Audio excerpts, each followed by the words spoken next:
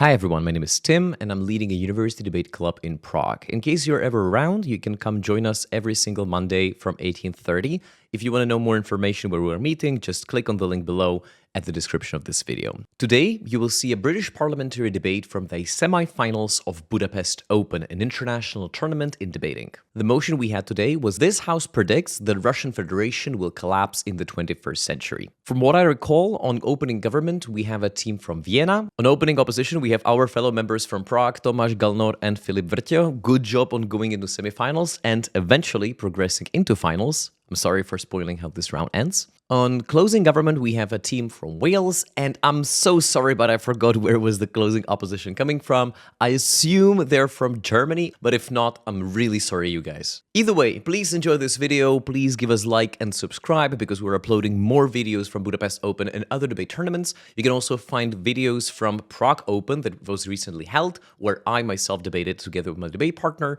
Please enjoy this content, and see you soon. I think it is important to look at why the Russian Federation still exists today with all the problems that it has, with all the general unhappiness. We all know about it. This is not just fucking Western propaganda telling us that everyone in Russia is fucking dying and starving, etc., etc. They are dying. They are starving. Their pensions haven't gone up. Their wages haven't gone up. They're struggling incredibly, and they're being told the same narrative over and over again. But it still remains and it still persists for one very, very clear reason. The Russian people at this point feel there is no other choice to protect them, and they feel there is no other choice in order to, or no other actor that can necessarily provide for them. When these two things stop existing, the Russian people stop believing in the state, and this is where the state starts to collapse. OG is going to prove to you at the point that stability doesn't exist, the Federation collapses, and because you want to distance yourself as far as possible from such a granted failure, you will ultimately have a completely different political regime, even if it is exactly the same in its suppression, even if it's exactly the same in like how fucking shit it is at geopolitics and like taking over everything. We don't care. At the end of the day, this would be a fundamentally different system. This would be a fundamentally different, well, I want to say rebranding, but Vic didn't like that word. It's going to be a rebranding.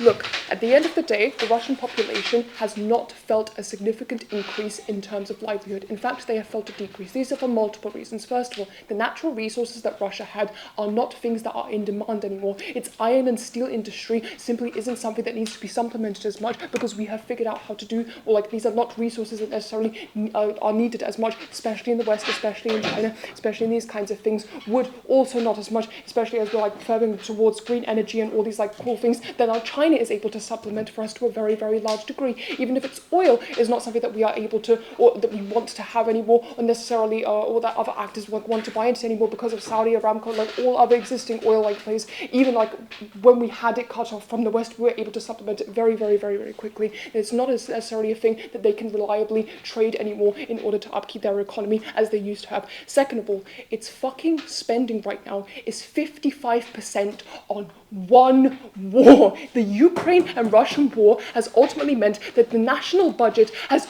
overwhelmingly gone towards this. In order to win this war, which, let's be honest, they fucking have to at this point in order to keep any kind of thing, any kind of like, not stability, but any kind of like perception that they are a competent fucking government, means that they will either need to increase spending or keep spending this high. And let it be noted, they will like increase spending because again, they ultimately want to win. This is always going to be in parallel to US spending and US funding and European funding, who has just like signed up on 10 billion more like weapons in order to be shot into or across into the Russian border, where they didn't want to go for it before, but because they want to like win this war, they ultimately have to keep competitive in this way. Second of all, I think this Ukraine war is just a fucking deadlock, meaning that they will have to do this for a very, very long time. What does this mean? It means comparatively the spending that you have for communities, for municipalities, is very fucking low. You do not fund education. You do not fund healthcare. You do not fund people's fucking pensions. In fact, you fucking lower them in a lot of cases because you say,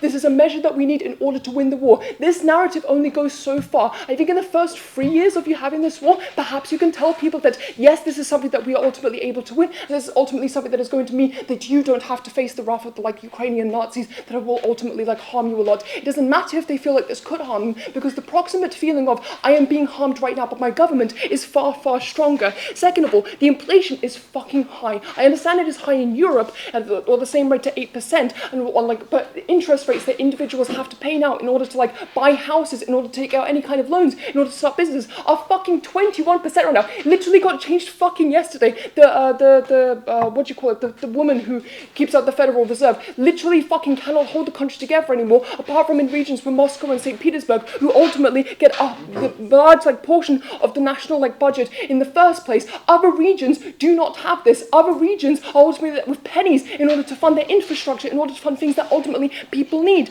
And lastly, unlike the West, which has been successful in staving off the worst effects of this, because they have been able to say, we will raise taxes to some extent according to inflation, so that you don't have to pay as much and you have a little bit of relief. We will give you subsidies. We will give you money in order to be able to stave off the worst of the economic effects, or we will be able to support your businesses. Russia is comparatively not doing this because they simply do not have the fucking funds to do this. Second of all, on democracy and the feeling of individuals feeling that they can participate in this, I think not only is it very, very clear at this point that any opposition to Putin is not going to work, I think it is very, very clear to individuals that even if they want to and they want a different regime, they will not be able to implement it. Why is this? Candidates have been jailed for a very, very long time, but specifically now within the past 2 years, there has been more of a push for other candidates in order to go out there. People have been fucking queuing in the cold in February this year, where they held the general elections in minus 50-degree weather in order to avoid police arrest, simply so that they can cast their fucking vote for a candidate who they feared would ultimately not even get to be in the election in the first place. But they still did all these measures because they had such a strong fucking feeling of not wanting to be part of this democracy anymore. There's also the awareness that you are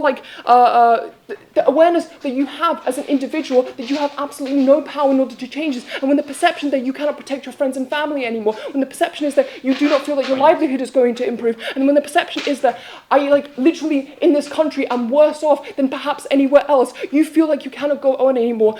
It's exhausting to constantly feel this. It is exhausting to constantly feel that not only things are getting worse for you, but that ultimately you are powerless in it. Closing very quickly. Can you name me one opposition leader that is not either dead or in prison right now?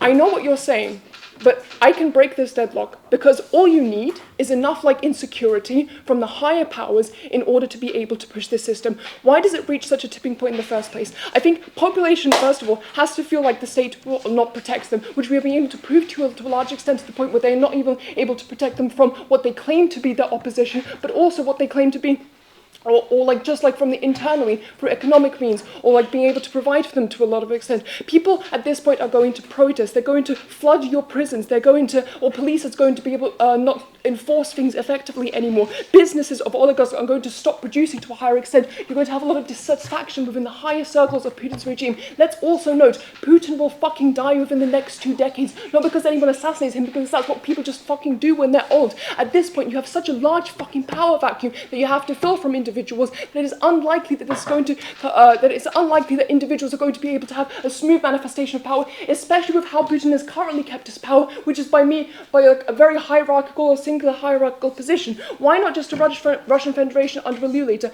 I think at the point that this is such a huge failure, distancing yourself from it is the best thing that you can do in order to encourage individuals within this power vacuum that you are the best option for them. Anything else doesn't get the trust of the people. Anything else doesn't get the oligarchs, the businesses under the oligarchs as much money they need. And anything else doesn't get your population cooperating with you to an extent that you can have a successful running country and you can prove that you are right and not just saying words. For all of these reasons, incredibly proud to propose.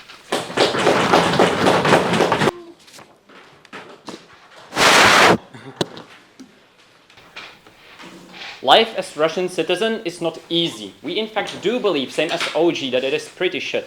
But we do not simply buy their analysis that by living in a state which is not able to provide for you in certain areas, we automatically at some point in the next 100 years reach the tipping point. Before moving on to the analysis, I would actually like to do some definitions. What is separation? How does it look like? How does collapse of the Russian Federation look like, right? Because that's something that OG ultimately misses in this debate. They talk to you about why Putin's regime is unstable. They talk to you about why the current regime inherently isn't able to provide for its citizens. Also, they never explain to you as to how this collapse looks like. We tell you collapse of Russian Federation ultimately looks like dissolution of this political entity, dissolution of the land area where they currently are. This doesn't look like replacing Putin on top. We are in fact completely okay with not having Putin if that's the only reaction that OG has. So you have to notice the burden on both governments is not to say that Putin's regime is unstable and Putin's regime will fall. They have to also show as to why Putin's regime falling necessarily means that the entity of Russian Federation itself will be no longer. Firstly, then to a bit of reactions, but mostly then to our two key arguments as to why economically and culturally it is almost impossible, especially in such a short term, to separate Russian Federation. Before that reactions, firstly they have this argument about like, oh, Russians live in a shit state, it is not able to provide for them, they don't have money for education, blah blah blah. Yes, we hear them, and yes, Russians are living in a shit state. They never then do the analysis on as to why, if you live in those conditions, regime will actually collapse. They never show to as to why this didn't happen already, as to why they at any point in time reach the tipping point of them having the ability to overthrow the regime, and not only to overthrow the regime, but to dissolve the Russian Federation as the entirety of this political entity. We tell you, at the point at which they failed to prove this, their entire first 5 minutes of analysis falls out of the debate, because we recognize that Russia is not the best place to live. Russia is just the place where you live and which you cannot change. But second argument, where they in half a minute explain, okay, there will be some regime change because Putin regimes will fall because of some people high up in the ranks, right? We tell you, the more they say that Putin's regime is a dictatorship, oppressive, and has no alternative for opposition, the less likely it is that people actually have the choices and actually have the resources to do this change. But secondly, we tell you, the more this is, the more apathy people have. No, thank you, you have your second speech to prove that.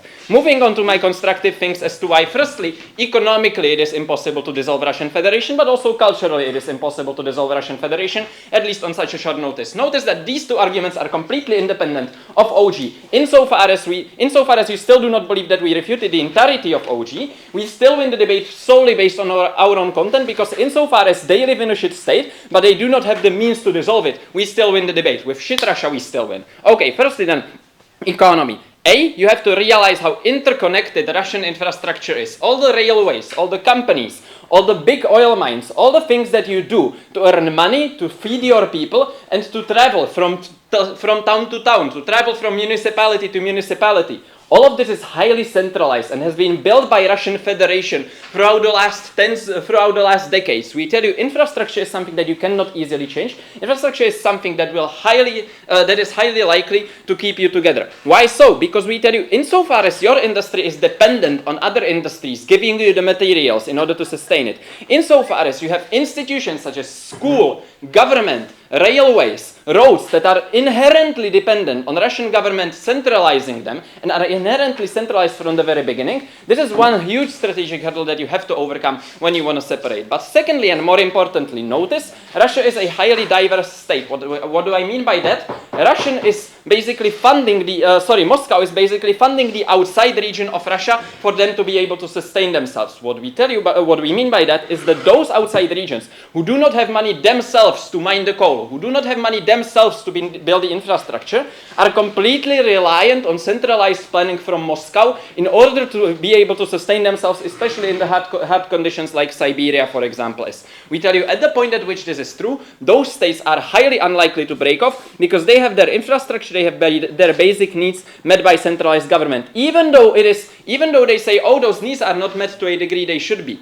Yes, we realize that, but notice how independent Kamchatka would look like. Notice how independent Siberia would look like. Do you really think that even if Moscow is sending 10% of the budget, it would be able to send to Kamchatka? You think independent Kamchatka economy is able to sustain itself solely based on the people living in freezing cold temperatures and being happy that they get food in their mouth? We do not believe so. We believe they have to stay with Russia.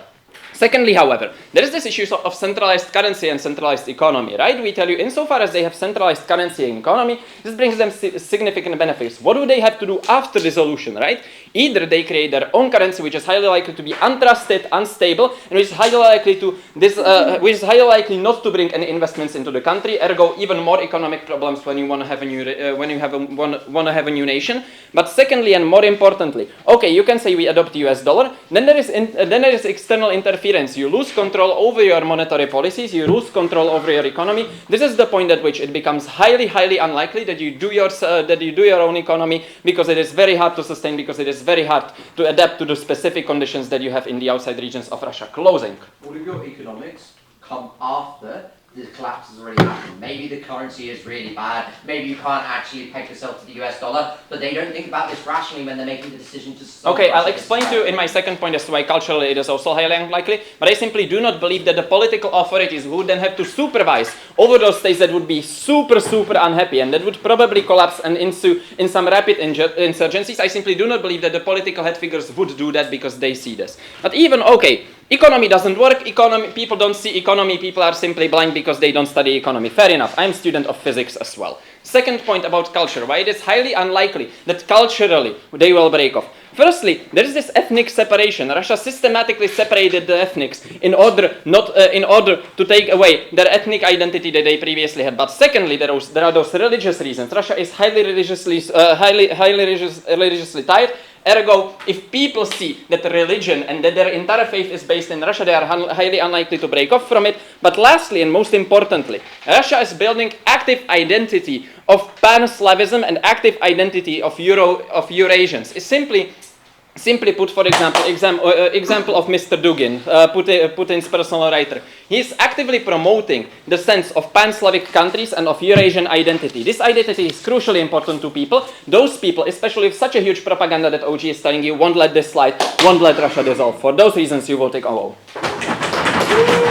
Panel, past behavior is the best predictor for future behavior. So let's look at other Eastern European dictatorships that are some eerily similar to Russia. We call them Stalin's USSR and Tito's Yugoslavia. Both have a general population very unhappy with their country, who feel material suffering in their everyday life. And yes, this doesn't alone just magically leads to its dissolution and collapse, but are held together by one fatherly figure in a dictator, either Stalin or Tito, and in this case, Putin. And opening opposition asks us what the tipping point is. Well, the tipping point is the thing that will lead to the collapse, same as with those regimes, is just the natural cause of death. Whether they die violently, whether they die peacefully in bed, death is the tipping point, death of the dictator. That's what's going to lead to separatism. That's what's going to lead to the collapse. And we're not saying it happens like immediately, right? When Stalin died, the Soviet Union didn't magically collapse. When Tito died, Yugoslavia didn't magically collapse. What happens is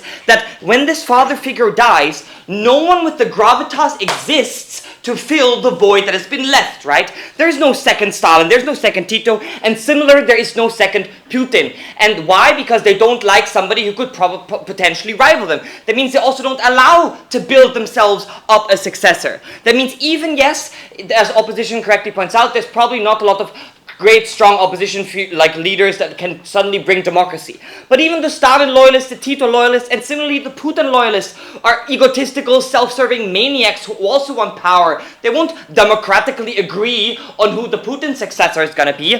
What that means is you have infighting from within the regime. So yes, state power is strong and there's little opposition to the state, but when the state starts fighting with each other, that is also not the basis for a thriving, prosperous nation, right? And the problem is that unlike democracies, it's also unreformable because the sole power lies with the state and nobody can interfere. And so the question then is, who capitalizes on this and how does this lead to collapse? Alex told you the situation for the people is really bad and materially bad every day. And yes, this doesn't lead to collapse immediately, but it's a Russian federation. It's not a Russian central state. You have federal republics, where you have a leader of the province, where you have that can say, oh, everything was fine until the leader died and now everything is bad, right? And opening opposition tells us, oh, but they're so culturally and religiously similar and they depend on Moscow's infrastructure in order to extract their resources.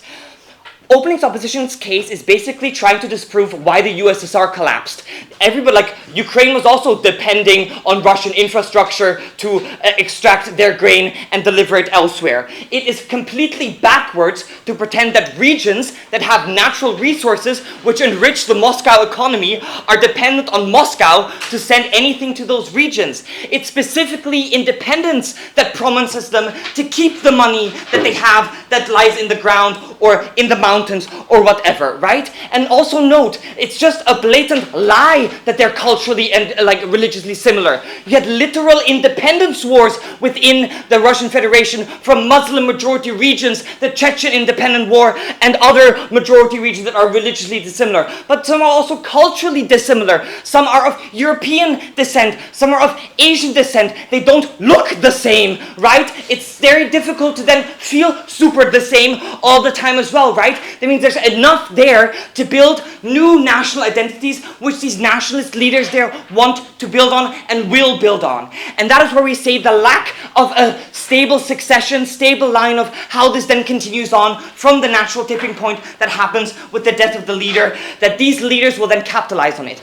And it's even like this, the opposing factions in the government will try and sow discontent. Why? Because let's say one of the three people that want to be the successor wins the first time, right? Then the other two ones are still not happy. They will sow discontent in these regions. They will make things like sand in the Getriebe, make things not work in the state. They will make things not work in the state, and then the unhappiness continuously increases and compounds. They want to relish the power and increase it, and they will start to try and increase it regionally. That means they empower those nationalist leaders. There's enough of cultural identity still there to build on, and they will want and try to build on this. That means it's the separatist things in and of itself that will lead to the Russian Federation collapsing. But even if it doesn't collapse, the geography ends up staying the same. The regime itself is what the Russian Federation actually ends up being.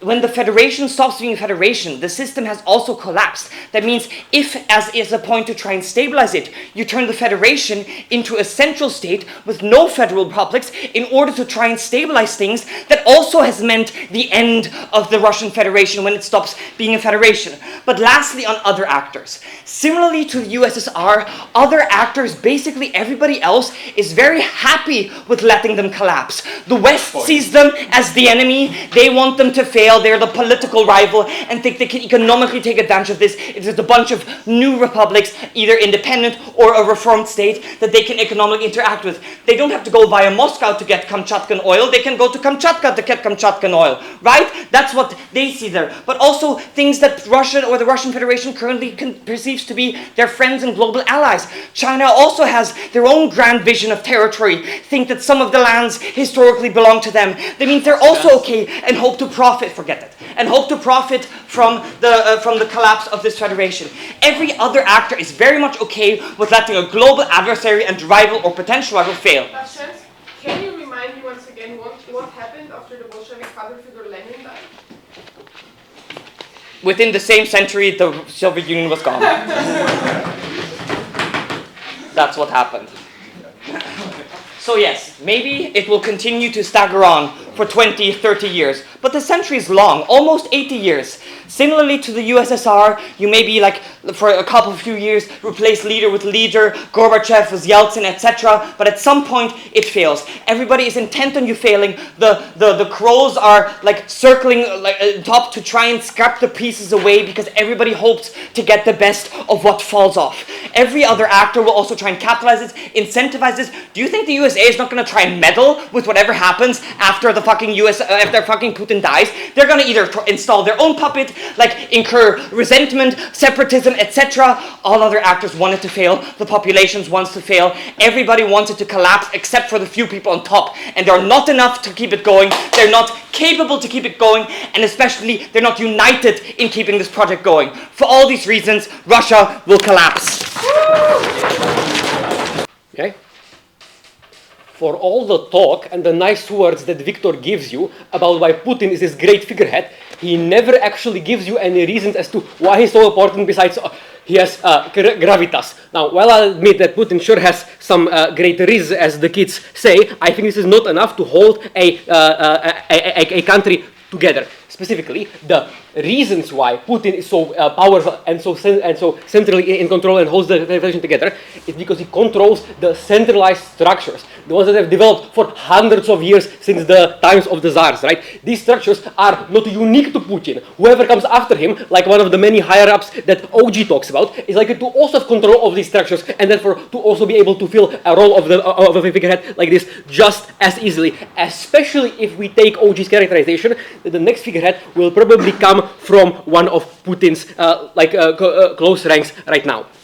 Okay, notice. This analysis also tells you why, even if there is a lot of infighting, it is unlikely to lead to a fundamental collapse. Why? Because a lot of Putin's, because the person who comes to replace Putin will likely also be one of his oligarchs, right? This means they probably also control like the giant state corporations, no thank you, that have operations all over the Russian Federation right now, which means they rely on the centralized infrastructure, they rely on the centralized scale. Therefore, even if there is some infighting, because none of these people want the Russian Federation to break up, because they would lose so much, they are unlikely to do things like support individual nationalists in specific regions. But secondly, even if this was not their like primary motivation, notice they are mostly like all from the the Moscow Oblast, right? They are the cronies that largely came up with Putin during his early years, and so on, meaning they have literally no incentive to try to break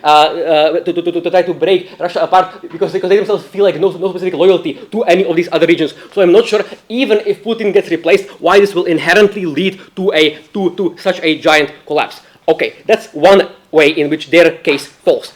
Second, however, I think they never actually show you, despite the POI that we give them, why the economic destitution that the Russian people face right now is enough to push them over the edge to actually revolt. They just say things are bad, therefore collapse is likely because they will support rival parties. I think there are at least three reasons why it is unlikely. First, a lot of the people alive today in a lot of these even outside of Moscow remember the times of the 90s, right? When the mortality rate for men was 60% below the age of 40, things like this. Right? They know just how bad things can get. So even though inflation is high, and even though the military spending is ridiculous compared to the overall GDP, they know how much worse things can get. Therefore, they are unlikely to revolt because they are really cautious. Historically speaking, given how many times Russia has been invaded in the past, there's historical trauma that they carry over, and also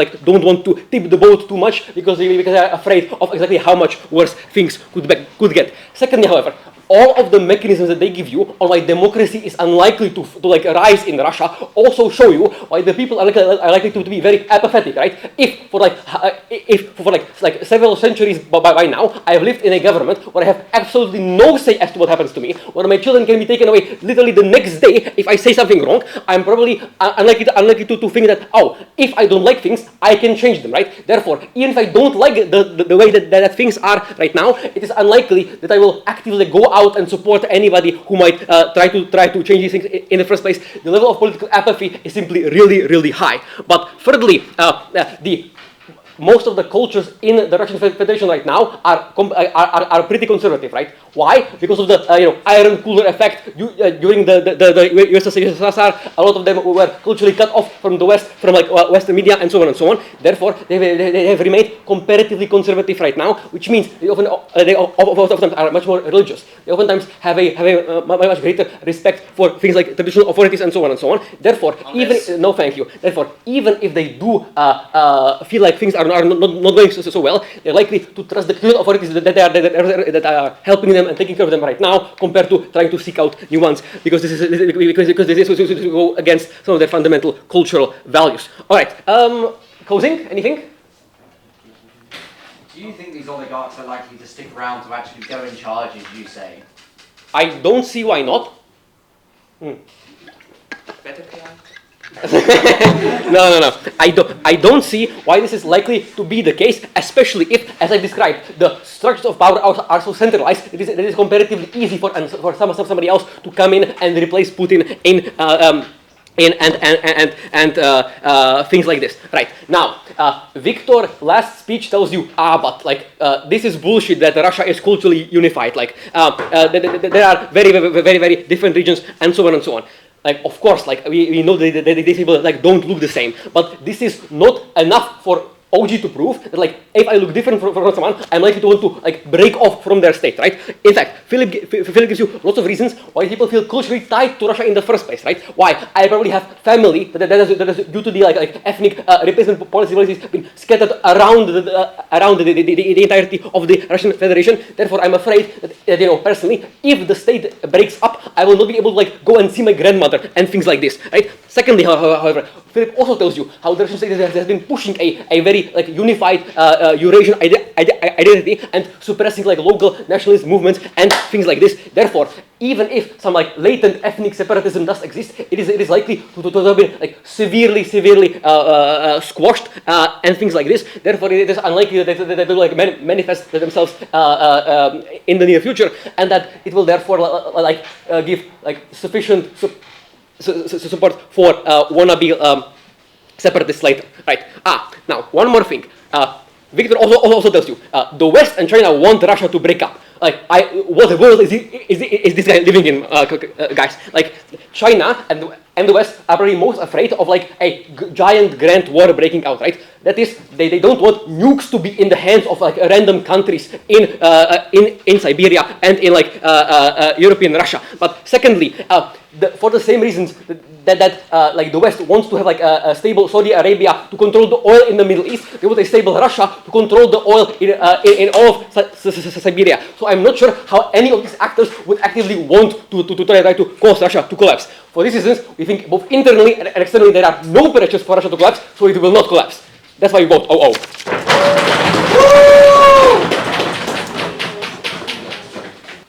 Let's just get OO out of the way. They only have two pushes to gut bench as a whole. Firstly, that there's going to be no internal pushback on the failure of Russia, and then there's going to be no external pressures. Firstly, on internal pushbacks, they say stuff like, the economy, it can't function in the future. This happens after the collapse, that people don't make these decisions rationally. That's irrelevant. On cultural stuff, I genuinely don't understand how this is relevant, right? If the political institutions themselves collapse, I'm unclear as to why somebody's religion makes a difference, given the USSR collapse with generally relatively similar cultural and religious makeup. It's really unclear as to how there's any delta on this. On external pressures, and they go, China don't want any collapse because they're scared of a massive global war. Russia is currently in a global war against Ukraine. They are not firing nukes for all of the reasons that generally people can come up with at 16 years old when they start debating, because they know that they don't want to have nukes fired back on them. There is obviously this mutually assured destruction pact, which is the reason that we're not seeing outright insane wars, except just general wars on the ground between Russia and Ukraine, which realistically means that China is willing to take some risks here. This is responding to them,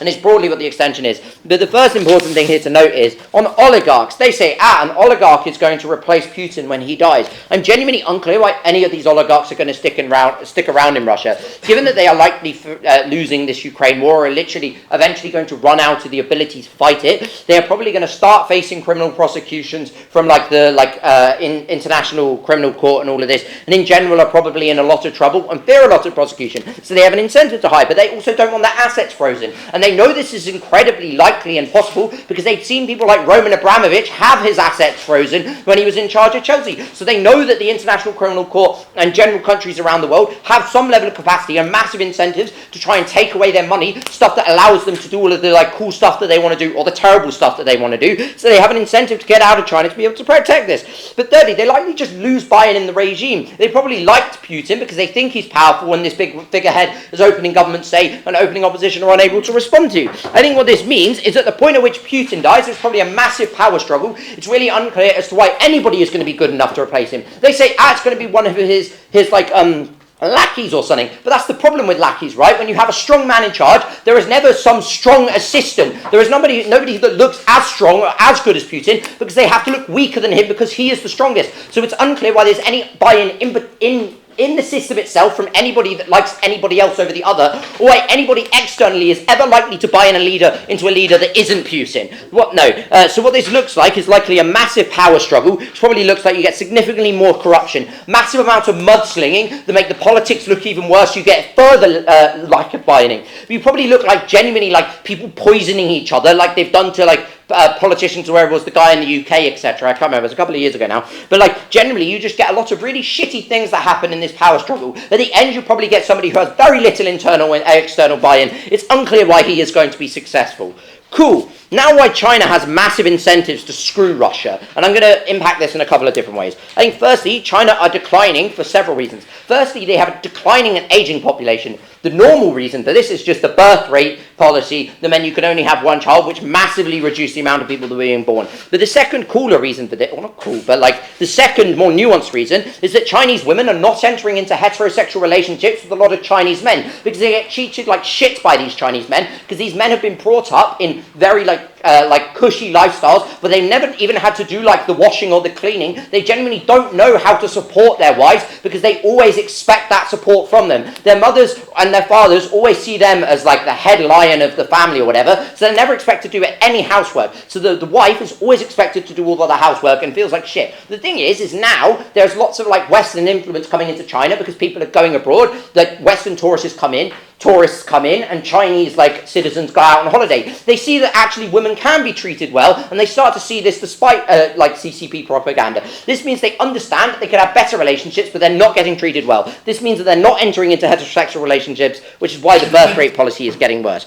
Secondly, China know that the West is unlikely to intervene. Yes, if China was tried to like invade parts of Africa or parts of like central parts of the EU where they're in like the EU itself, they'd probably intervene. But the West don't like Russia. They probably don't care if Russia starts to decline because there's a massive military powerhouse, and it's better if that massive military powerhouse that is really unstable and unpredictable declines. So they're unlikely to intervene. So they're even So China even more likely to do shit to Russia. But thirdly, the oligarchs themselves not only have incentives to leave Russia, but probably go to China. Because not just that they get away from criminal prosecution, but they can hide themselves in China where China will stop them from getting in trouble, where China will allow them to use their money as long as it's for the CCP's regime, etc. It means that one, they can use their money and not end up in prison, but two, they have some level of power similar to the amount that they had in the Russian regime, etc., meaning that they're able to fulfill their ego, which means China not only has the money from the oligarchs, but also inside information as to how the Russian regime works in order to be able to take it down.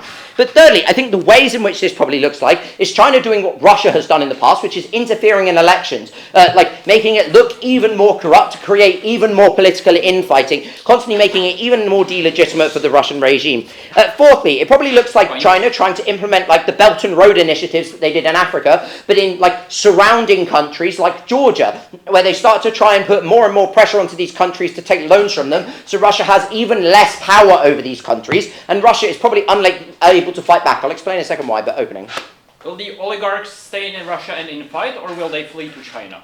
For all of the reasons I've literally just given over the last 3 minutes, the latter. Cool. Or if there's a couple that infight, these are probably there's a few of them left and they're even less legitimate, who cares? Cool. I think the way that this then transpires is China either slowly chips away at Russia's fragility. So it probably looks like them constantly invading some of the land borders, etc., or constantly delegitimizing the political instability to the point in which the political institutions have no legitimacy and collapse. This is very different to opening government.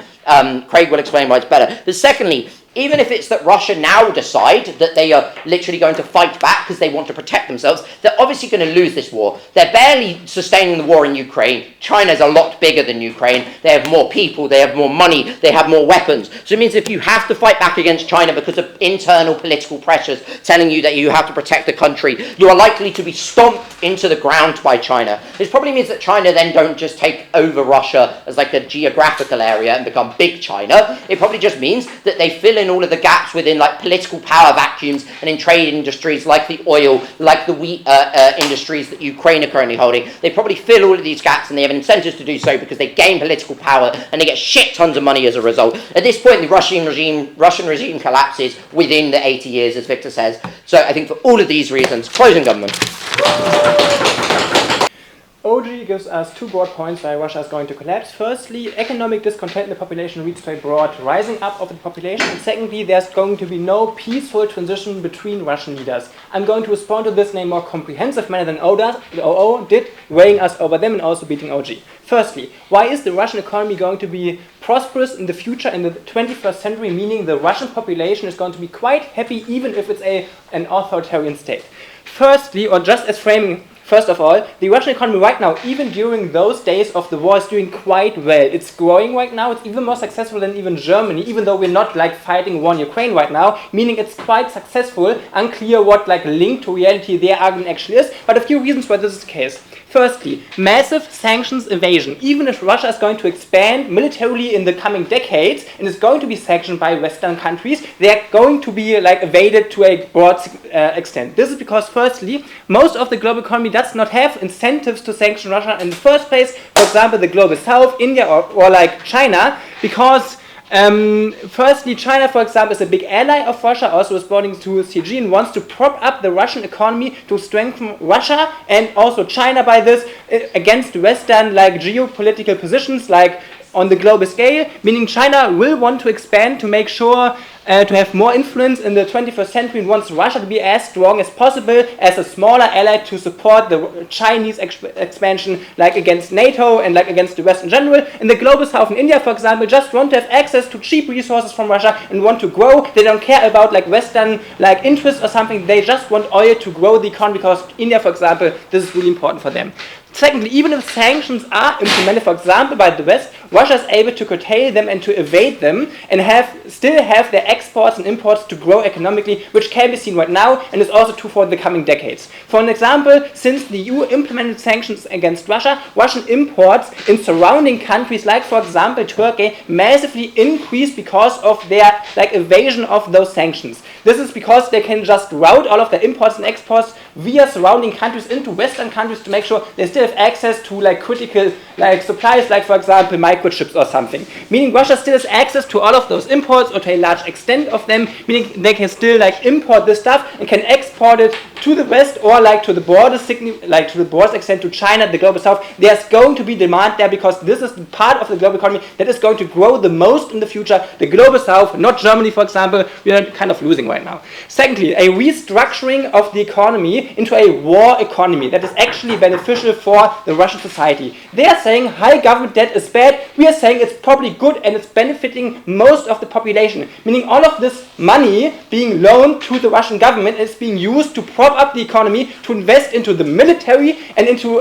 infrastructure, for example factories, or into salaries for soldiers and their family, meaning this is money that is flowing into the economy. And generally speaking, if a country is fighting war, needs to prop up its war economy, this is good for the economy. For example, after the Great Depression, the Second World War probably was the reason that the US was able to exit the Great Depression because of the heavy investment into factories to construct planes, for example. The same effect is happening right now in Russia and will happen in the future. But thirdly, regarding natural resources, because this is a main income for the Russian oligarchy and for the political system, they are saying oil and gas is going to be less important. We would say it's important enough in the century to make sure Russia is going to be stable. The first reason is that the global South is just starting to industrialize and will need natural resources to escape poverty. For example, China and India are still opening hundreds of coal factories and are heavily dependent on oil and gas even right now, and they're going to be dependent on this for the decades to come to make sure they can grow in the future. They are going to be dependent on Russian gas, are going to import it. But secondly, many industries are just not able to transition into a green transition. For example, airline travel, the production of steel or chemistry, for example, or heavy industry is always going to be dependent on oil and stuff like this. Russia is going to be able to export, has this kind of government income to make sure to support the population and to fund their security services to disperse any kind of uprising. All of this explains why the population is probably going to be quite content and this tipping point will not be reached. Just as North Korea is quite poor, there's no tipping point there. It's unclear if Russia is going to grow, while any kind of tipping point will be there based on economic discontent if all of those reasons apply. Secondly, Victor. Okay, maybe if you have a war going on for 80 years, can you really keep debt funding your entire economy until 2100? I mean, the debt funding is important for the transition. As soon as the structures are in place, you can just continue as normal because you pivoted away from the Western countries. Now have trade relations with China, for example. You don't need this level of funding for an eternity. You're just pivoting to another ally, which is China right now instead of the West, and you can continue doing your business with them, right?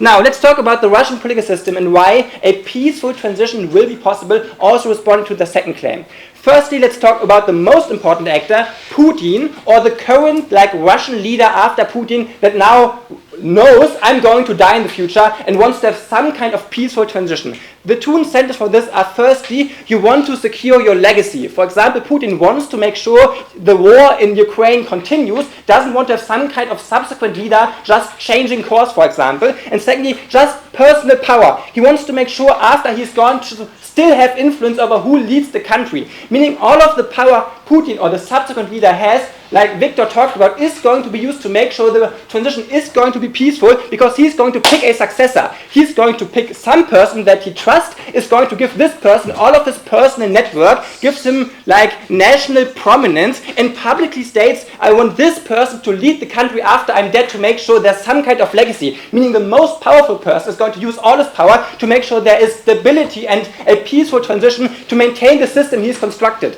But secondly, let's talk about the military, because presumably the military is even more like important than the oligarchy Oro talked about, because the military is the tipping point whether there's some kind of revolution or not. If the military turns on the government, there is some kind of successful revolution, as OG talked about. If not, we're going to win. There are two incentives why the military doesn't want to have some kind of civil war or massive instability. The first one is that it literally risks their life, right? If there is internal conflict between like different factions in the military and all of them are slaughtering each other to make sure there's some kind of person like prevailing in the end, they're probably going to die to some extent, right? Some people are going to die. They do not want to do this. They want to have stability and fight some war in Ukraine. And secondly, they just want to maintain corruption. They are profiting from stability. They want to get paid off by the next leader, which is going to be some kind of successor from Putin, to make sure they are wealthy, can like chill in some kind of yard or something. They don't want to fight a war. Because of this, there's going to be stability. Because of this, CO. Both cases from the opposition teams that we've heard about are contingent on necessarily proving that the economy still functions to a similar, if not better, extent in the future.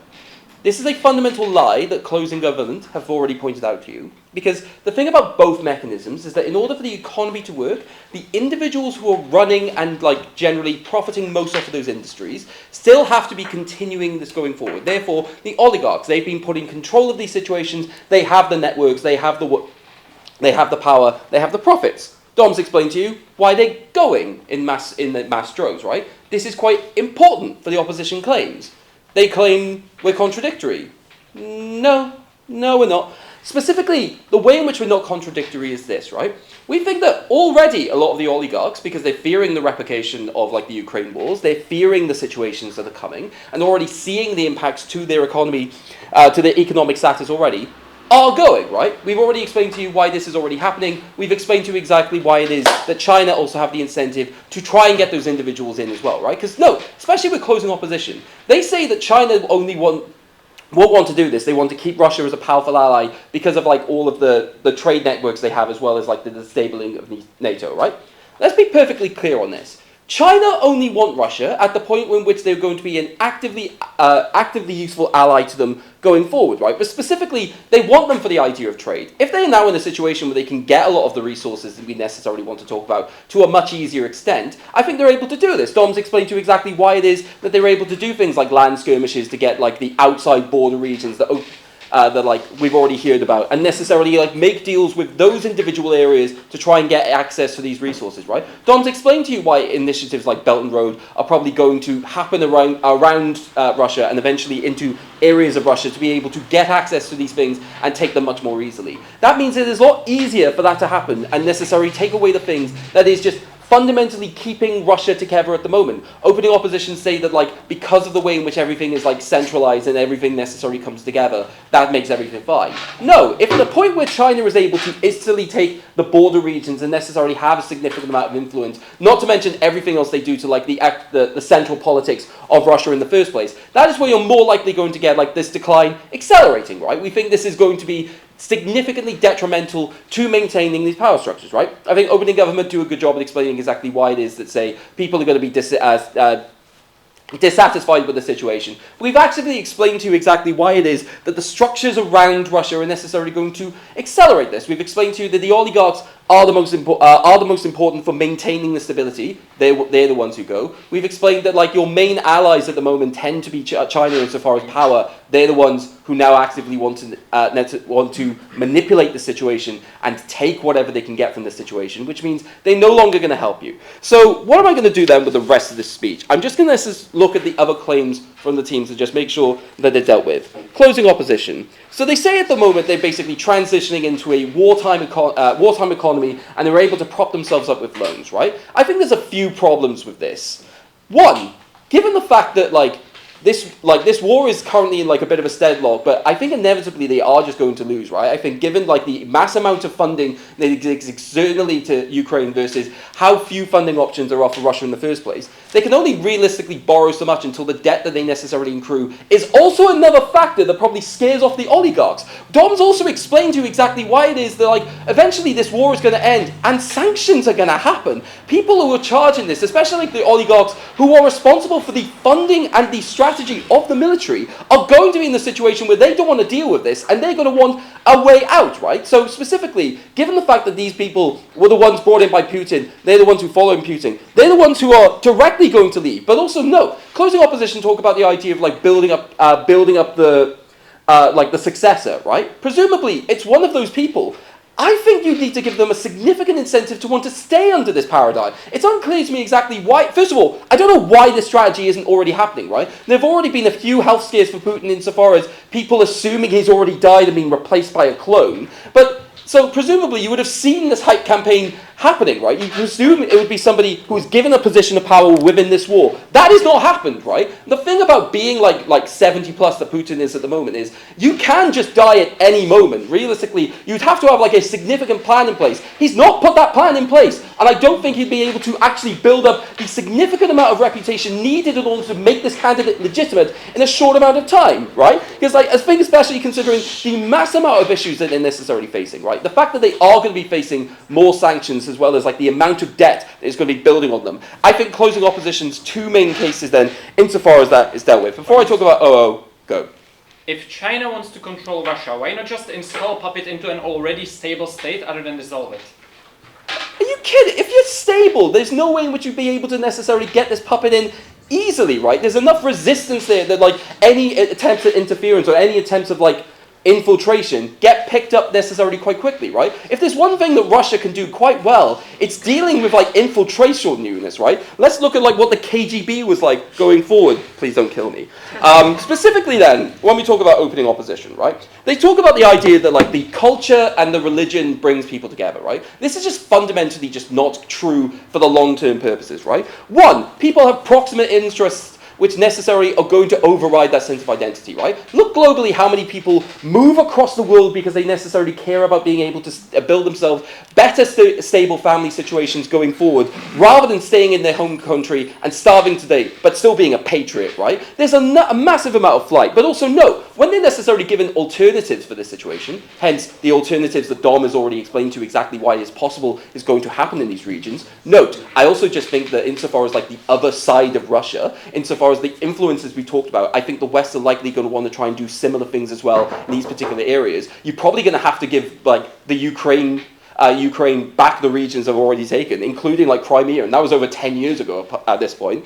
They're probably going to also want some particular areas, especially those of like influence in like the Western areas, which even more makes it harder for Moscow to be able to continue this network than they necessarily talk about. So I think it is you're going to have those influences necessarily show. I also just think a lot of Russian citizens are already starting to buy into the idea of like the West, right? You have like the influences that have necessarily been talked about in this debate, showing them that there was a better way. I think they'll be sold out. I think on Betch is out. Finally, to compare it against opening government. Like, opening government explained exactly why revolution is definitely, like, growing and possible. We explained exactly why it's going to be funded and therefore made significantly stronger by outside sources. This is the thing that makes all of this happen. We win in CG. I'm really sorry, but my camera died in the end. This is also the reason why it was shaking, because it was overheating, so I had to hold it up and then start blowing at the camera so it just cools down. Unfortunately, you won't be able to see closing opposition whip. Nonetheless, the breaking teams to the final rounds where opening opposition and opening government. Congratulations to both teams. If you want to see the finals debate on the motion "This House believes that Viktor Orban has done more harm than good for Hungary," you should probably watch this channel. Give it subscribe, click on the tabs and watch some of the videos that we've been uploading. So enjoy and see you around.